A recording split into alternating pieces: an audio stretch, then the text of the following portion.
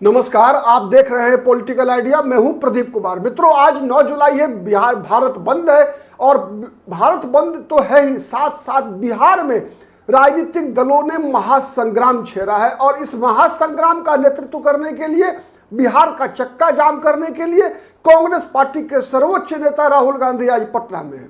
पटना से ही राहुल गांधी नरेंद्र मोदी को चुनौती देने की तैयारी 2029 पर तो निशाना है ही, साथ ही 2025 के विधानसभा चुनाव को भी नीतीश वर्सेस तेजस्वी यादव नहीं बल्कि नरेंद्र मोदी वर्सेस राहुल गांधी कराने की योजना, रणनीति राहुल गांधी ने बना ली है। और इसी क्रम में आज 9 जुलाई को जब पूरा देश भर में चक्का जाम है, सारे के सारे विपक्षी दल, देश के 48 ट्रेड यूनियंस के द्वारा आयोजित इस चक्का जाम आंदोलन का नेतृत्व करने के लिए राहुल गांधी आज पटना पहुंचने वाले हैं।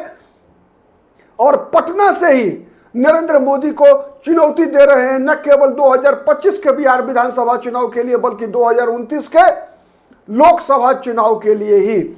आपने एक चीज नोटिस किया होगा राहुल गांधी के अंदर इतने दिनों के अंदर कि जब से वो लीडर ऑफ ऑपोजिशन बने संसद के अंदर, तब से राहुल गांधी के अंदर एक अलग प्रकार की ऊर्जा का संचार हो रहा है। और उस ऊर्जा का संचार, अब आप ये नहीं कह सकते कि राहुल गांधी को कोई भी विपक्ष, जो मतलब सत्ताधारी दल के कोई भी नेता गंभीरता से नहीं लेते।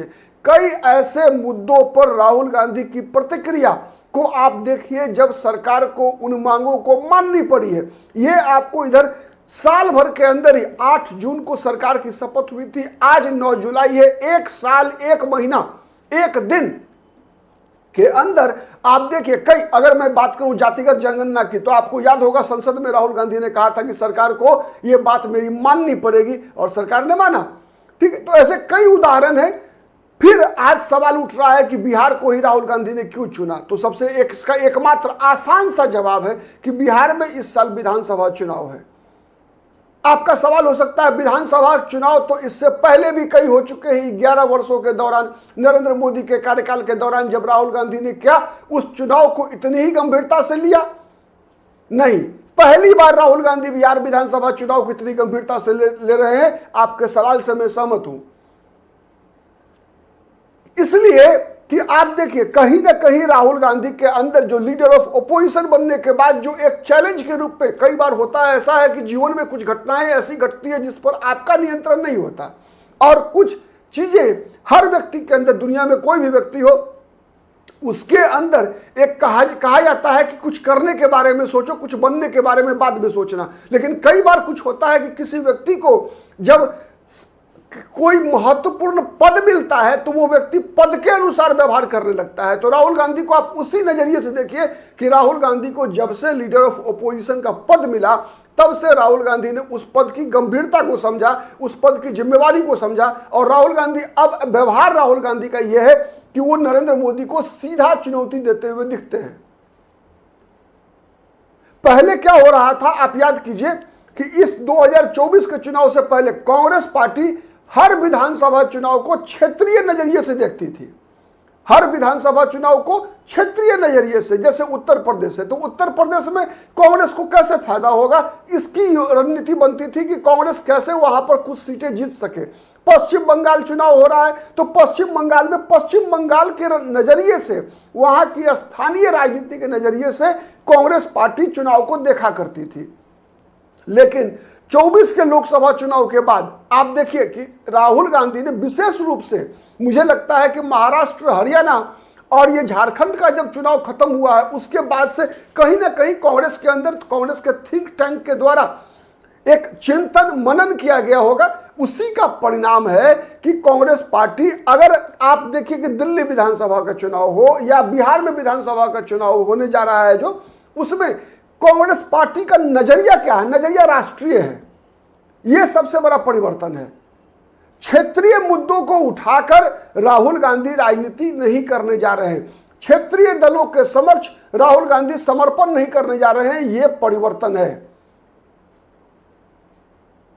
अब आप ये उम्मीद नहीं कर सकते राहुल गांधी से कि भाजपा आ जाएगी, इसीलिए स्थानीय क्षेत्रीय दलों की हर बेजा शर्तों को किसी भी कीमत पर राहुल गांधी मान ले या कांग्रेस पार्टी मान ले। इससे ऊपर जिस बात की कई राजनीतिक विश्लेषकों का ऐसा मानना था वर्षों से कि कांग्रेस पार्टी का आधार का जो संकुचन हो रहा है पूरे देश भर के अंदर, आज से नहीं बल्कि ये 1990 से ही धीरे धीरे आप देखिए, उसका सबसे बड़ा कारण ये नहीं था कि भारतीय जनता पार्टी से वो चुनाव हारती जा रही है, बल्कि उसका कारण प्रमुख ये था कि कांग्रेस पार्टी हर बार क्षेत्रीय दलों के समक्ष छोटा भाई की भूमिका में आकर अपना आधार गंवाती जा रही थी। हर क्षेत्रीय दल कांग्रेस पार्टी के आधार पर कब्जा करता जा रहा था और कांग्रेस पार्टी लगातार बीजेपी का पीछा करती जा रही थी।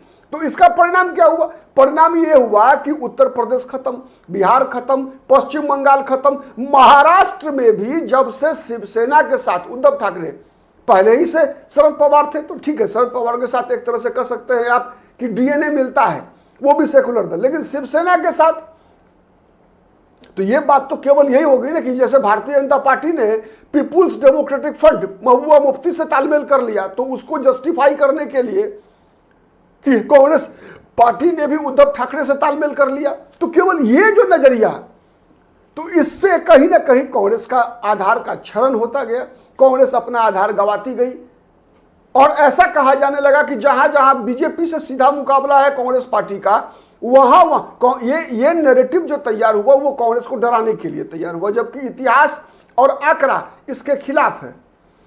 ये समझाया जाता रहा लगातार राजनीतिक विश्लेषकों के द्वारा और एक पक्ष के जो पत्रकार हैं उन लोगों के द्वारा कि कांग्रेस पार्टी को हर वक्त बीजेपी को हराने, बीजेपी का पीछा करना चाहिए। जबकि सच्चाई क्या था? सच्चाई यह था कि कांग्रेस बीजेपी से अपना आधार नहीं गंवा रही थी, कांग्रेस आधार गंवा रही थी क्षेत्रीय दलों से। और ये नैरेटिव, जैसा मैं पहले कह रहा था कि कांग्रेस का जहां जहां सीधा मुकाबला बीजेपी से वहां वहां कांग्रेस हार जाती है। तो ये कहकर ही और एक पब्लिक ओपिनियन क्रिएट करने का प्रयास कई राजनीतिक पॉलिटिकल पंडित माने जो पत्रकार मित्र हैं या फिर जो राजनीतिक विश्लेषण का काम करते हैं, ऐसे लोगों ने ऐसा नैरेटिव देश भर के अंदर तैयार कर दिया कि कांग्रेस मजबूर है आम आदमी पार्टी से समझौता करने के लिए। और ये कहने वाले कौन? ऐसे लोग जो कि कहीं ना कहीं आम आदमी पार्टी के संपर्क में रहे। आपको कई कई उदाहरण मिल जाएंगे, आप ढूंढेंगे ऐसे बहुत बड़ी बड़ी ताकतें हैं। किसको नहीं पता है कि अरविंद केजरीवाल से उपकृत होने वाले कितने लोग हैं? किनको नहीं पता है कि शरद पवार से उपकृत होने वाले कितने लोग हैं मीडिया के अंदर? सबको पता है। और ऐसे लोग जानबूझकर ये नैरेटिव तैयार करते रहे कि नहीं, कांग्रेस तो सबसे कमजोर है, कांग्रेस को शरद पवार के सामने झुक जाना चाहिए, कांग्रेस को अखिलेश यादव के सामने सरेंडर करना चाहिए, कांग्रेस को ममता बनर्जी के सामने सरेंडर करना चाहिए, कांग्रेस को तेजस्वी यादव के समक्ष सरेंडर करना चाहिए। तो ये जो एक नैरेटिव देश भर के अंदर तैयार होती गई, उसका परिणाम क्या हुआ? उसका परिणाम हुआ कि कांग्रेस को भी लग गया कि नहीं, हम तो सबसे कमजोर हैं। और जब हम सबसे कमजोर हैं तो भैया तो सब तो सामने वाले के शर्तों पे ही समझौता करेंगे। तो कांग्रेस को मांगा 70 2020 में 70 सीटें दे दिया, लेकिन दे कौन दिया? 70 में 40 सीटें ऐसी थी जिसको कि लगातार 4 चुनाव से आरजेडी भी जीत नहीं पाई। 2010 से लेकर आज तक कभी नहीं जीत पाई, न विधानसभा चुनाव में न लोकसभा चुनाव के अंदर कभी लीड ले पाई थी राष्ट्रीय जनता दल, जो कि बिहार की सबसे मजबूत जनाधार वाली राजनीतिक दल अपने आप को कहती है। उन 40 विधानसभा सीटों में एक बार भी न जीत पाई विधानसभा का चुनाव, न लोकसभा चुनाव के दौरान विधानसभावार मतगणना में लीड ले पाई कभी। अब बताइए कि आप कहते हैं कांग्रेस पार्टी को चौथे नंबर की पार्टी बिहार में, और उम्मीद करते हैं कि कांग्रेस जो है चौथे नंबर की पार्टी जो है, जो 1 नंबर की पार्टी रही है लगातार 4 चुनाव से, उसको हरा दे। तो मुकेश सहनी ने तो सही कहा कि जो सबसे मजबूत दल है वही सबसे मजबूत दल का सामना करे।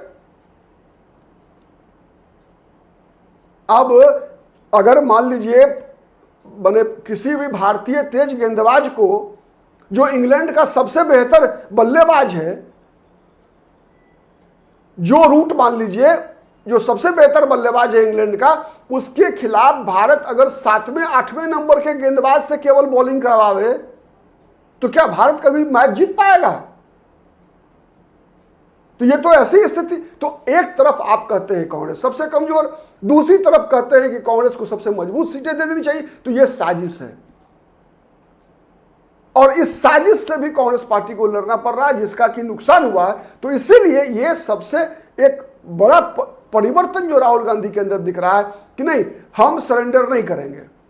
और आज जब चक्का जाम है, तो चुनावी राज्य है बिहार, चक्का जाम, आज मान लीजिए राहुल गांधी पटना में नहीं होते तो कांग्रेस पार्टी के जितने भी बिहार के नेता हैं, चाहे वो प्रदेश अध्यक्ष हो राजेश कुमार राम, कांग्रेस पार्टी के बिहार प्रभारी हो कृष्णा अल्लावरू, कन्हैया कुमार, पप्पू यादव, ये जितने बड़े बड़े नेता हैं सब कहां होते? तेजस्वी यादव के पीछे पीछे झंडा लेकर घूम रहे होते।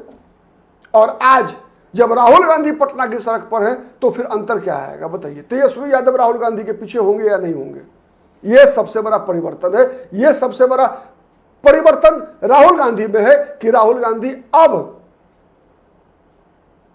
he has decided to lead his ally from the front foot पर बैटिंग करेंगे राहुल गांधी। यह राहुल गांधी ने संदेश दिया है। राहुल गांधी दूसरे दर्जे की टीम बनकर नहीं पार्टिसिपेट करेंगे चुनाव में।